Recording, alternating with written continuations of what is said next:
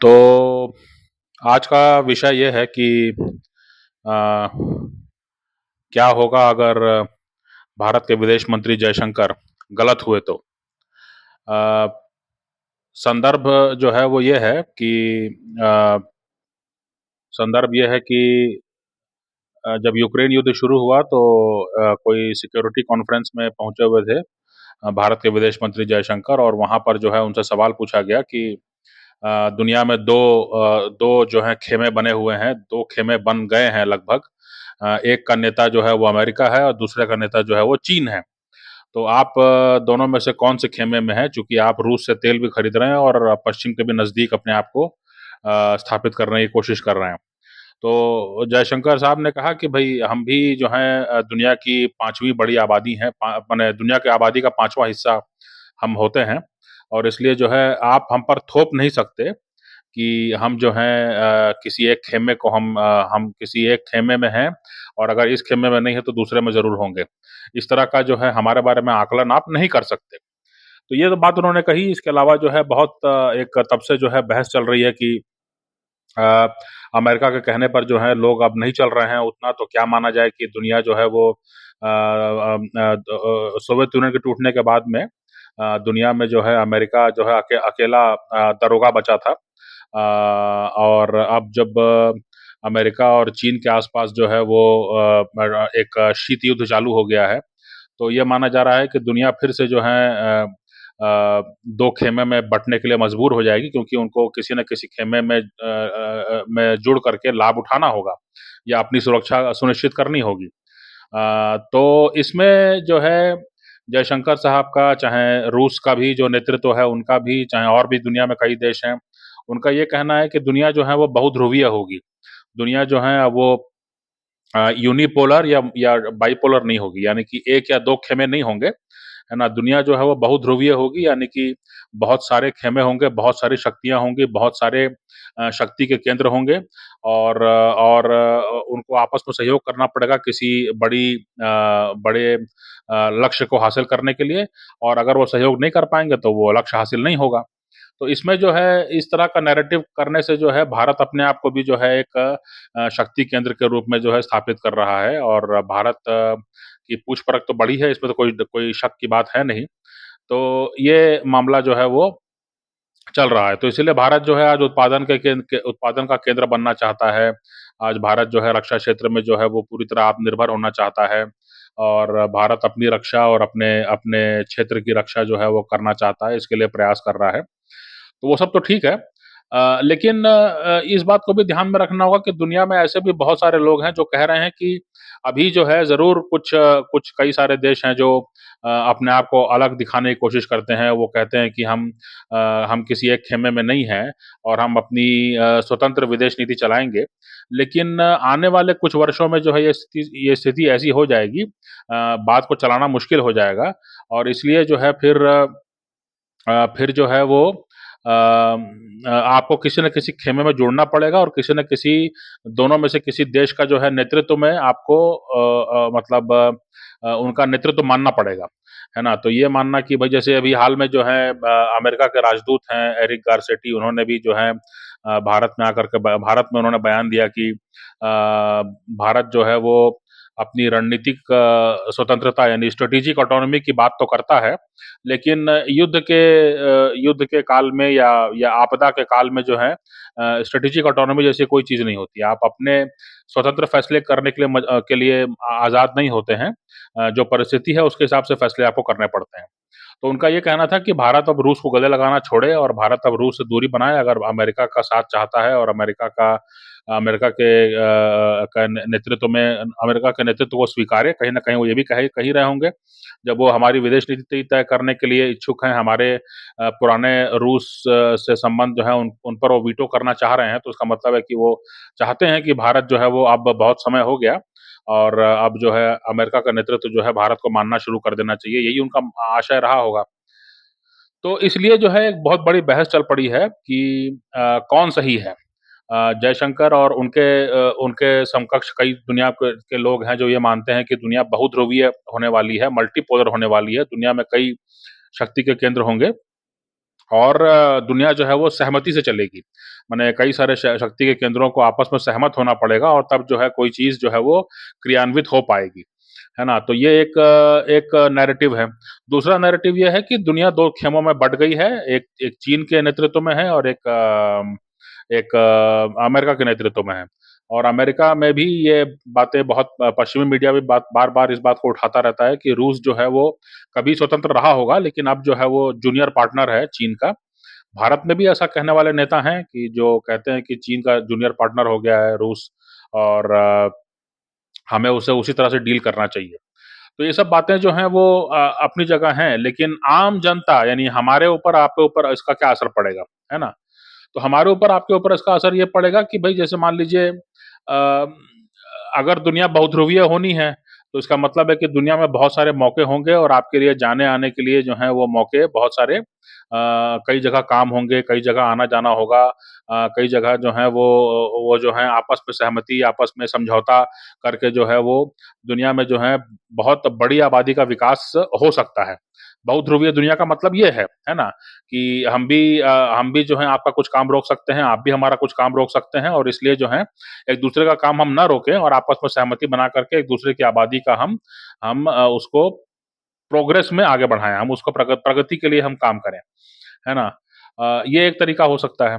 दूसरा तरीका ये हो सकता है कि अगर आपको वैसे मौके नहीं मिल रहे हैं, है ना? जैसा कि अभी दिखाई पड़ रहा है कि दुनिया भर में वो उत्पादन जो है वो सिर्फ़ चीन में हो रहा है ना? बड़े-बड़े उनका उत्पादन का जो स्केल है वो बहुत ज़्यादा बढ़ गया है। दुनिया में और कोई कंपनी जो है उनके मुकाबले में खड़ी नहीं हो पा रही है। दुनिया में और कहीं जो है वो अभी उस तरह से अभी एक आधार जो है अपनी आबादी को नौकरी का आधार देना और उनको जो है रोज़गार का, व्यवसाय का आधार देना, उसमें काफ़ी दिक्कतें आ रही हैं सरकारों को दुनिया भर में। तो इसलिए ये भी माना जाना चाहिए कि अभी की स्थिति में जो है ये भी माना जा सकता है कि भई दुनिया 2 खेमों में बँटी हुई है, एक अमेरिका है, एक चीन है। तो फिलीपींस है, फिलीपींस जो है अपना काम फिलीपींस के जो नाविक हैं, जो मछुआरे हैं, वो अपना समुद्र में जाकर के मछली पकड़ रहे थे। अचानक एक दिन जो है उनका झगड़ा शुरू हुआ।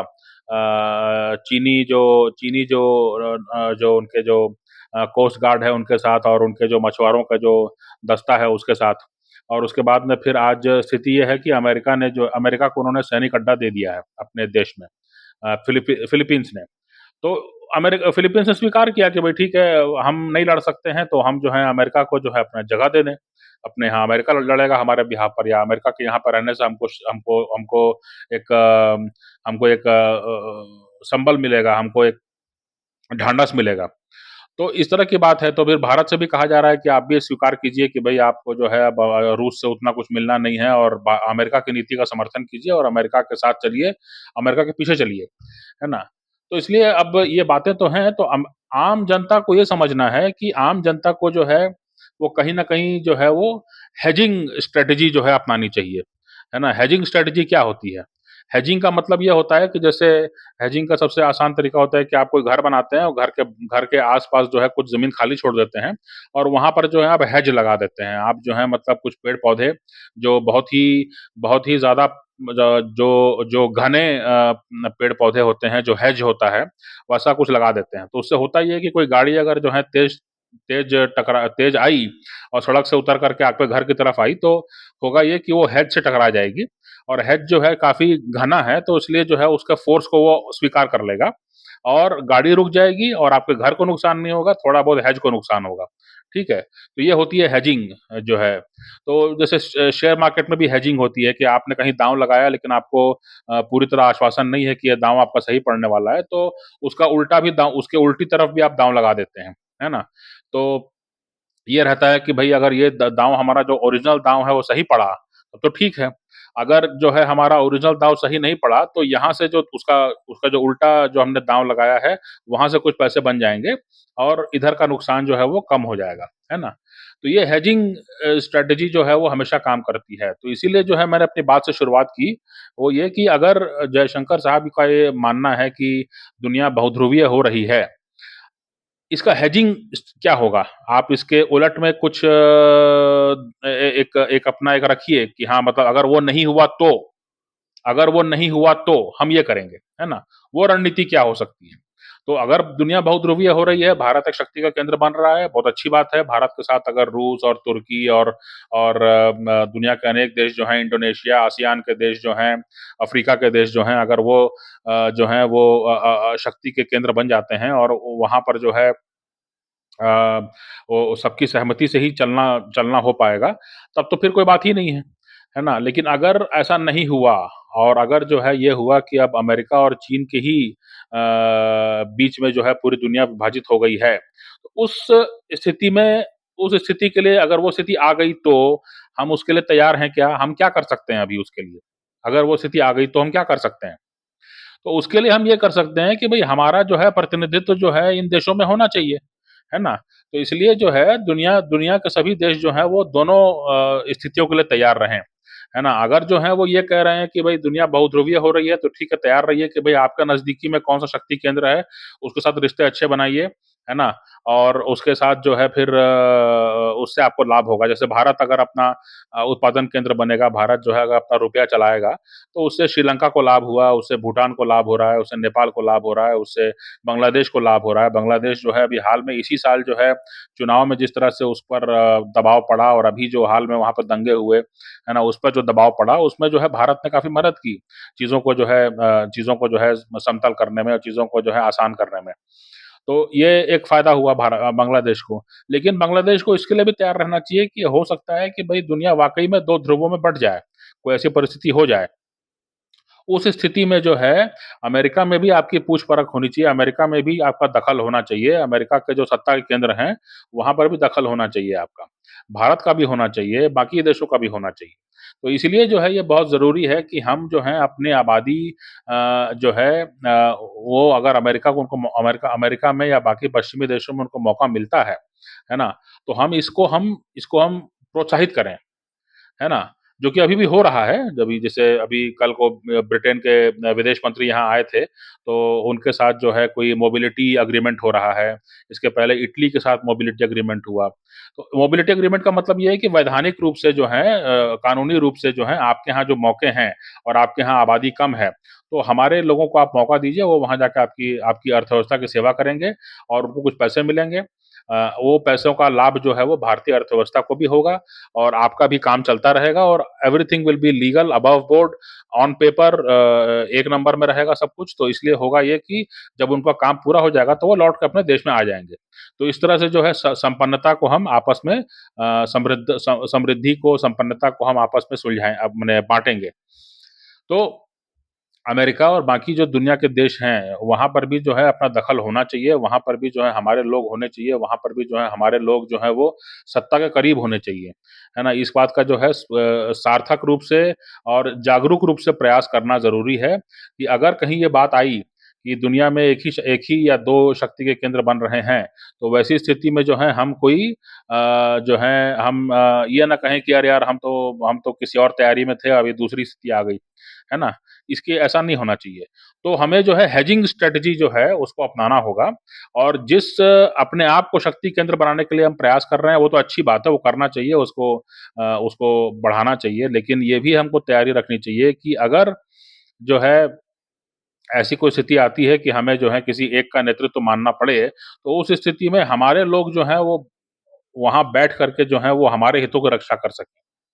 हमारे लोग जो हैं वहाँ बैठ कर के हमारे हितों की रक्षा कर सकें और हमारे लिए मौके कम ना हों, हमारे लिए जो है वो संसाधन कभी कम ना पड़े, इसके लिए हमको आज से एक हेजिंग स्ट्रैटेजी के रूप में जो है हमको प्रयास करने होंगे और भी जो देश के लोग हैं, वो भी अगर चाहें तो वो भी इस रणनीति पे काम कर सकते हैं।